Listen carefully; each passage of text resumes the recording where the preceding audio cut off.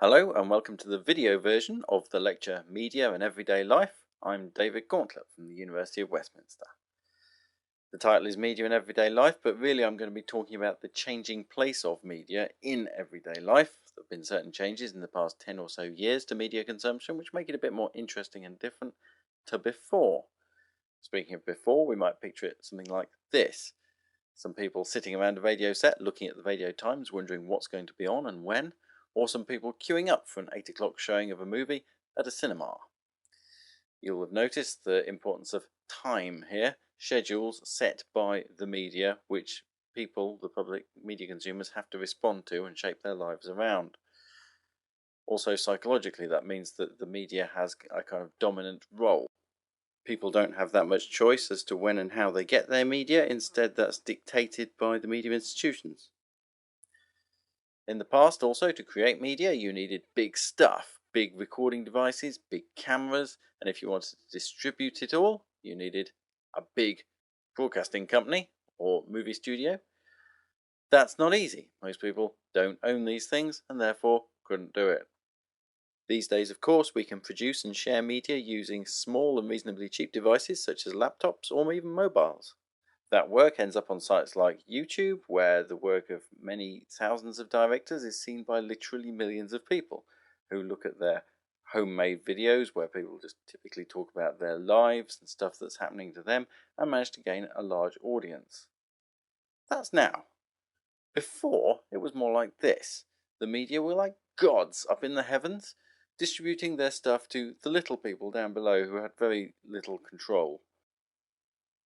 It was like media was handed down from on high, both in terms of how and when you could get it, and also in its general tone and attitude. If we look back at that picture of Broadcasting House, you'll see it looks pretty much like a church, a big, powerful, solid building with a steeple. Newspapers, in the past, used to be big and authoritative looking.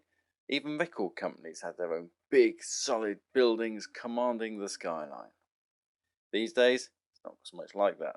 But in the past, the media sent down their messages in this one way from them down to us.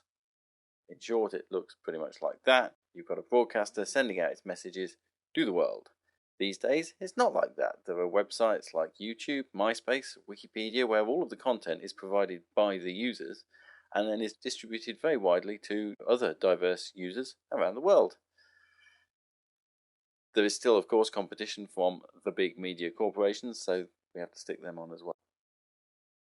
All of this is helped along, of course, by Web 2.0. My simple explanation of Web 1 and Web 2 is that Web 1.0, if we want to call it that, was like people creating their own separate little gardens, separately from each other. Web 2.0 is everybody contributing to the allotment that we all make together. That was the idea that Tim Berners-Lee had in 1991 when he invented the World Wide Web. He thought that everybody would be contributing to sites. But for many years it didn't really work like that, and it wasn't even clear how it could work like that. But nowadays, in the past year or so, the idea of Web 2.0 has become much more accepted. People contributing collectively to a sum of knowledge that exists online. So that's Web 2.0. If we want to picture how these changes have taken place, it's not really like this. There wasn't the traditional place of media that I talked about at the start, which has suddenly been replaced by these new uses of the media. Instead, the traditional uses have been slowly joined by these new uses that I'm talking about. In a book called TV Living, which tracked people's media consumption over 5 years from 1991 to 1996, and people kept diaries about their media consumption, one of the key themes we found was the theme of time. People were overwhelmingly conscious of time. Their personal schedules had to be built around the media schedules. And the amount of time they spent watching TV was also significant to them. They felt kind of guilty, but they didn't mind too much. And changes of their lifestyle over time were reflected in changes in their media consumption. These things will have changed, but to what extent? Today we see news stories reporting that people are watching television less and are online more. This story finding it surprising that women are spending even more time than men online. This story reporting that TV viewing is dropping and being replaced by people spending time online. The way we understand and consume politics now is changing, perhaps in the YouTube era, where For example, here a Barack Obama speech has been turned into a music video, which has helped to rally support for him, and the famous "I'm in Love with Obama" song from Obama Girl helped raise awareness and support for Barack Obama, seen here making his own presentation of his plans for 2008 on YouTube. Hillary Clinton has had to follow suit. She's been made fun of in some videos. She's making her own official videos where she states her policies. Gordon Brown also appears on the 10 Downing Street website, normally being quite dull. He gets made fun of in other videos for being quite dull. Finally, in this book by Richard Sennett, which has just been published, The Craftsman, less sexistly craftsperson, he talks about the idea of the craftsperson being engaged with their work and wanting to do good work. A craftsperson typically takes 10,000 hours to master the thing that they do. So it's spending time and taking pride in your work to make something.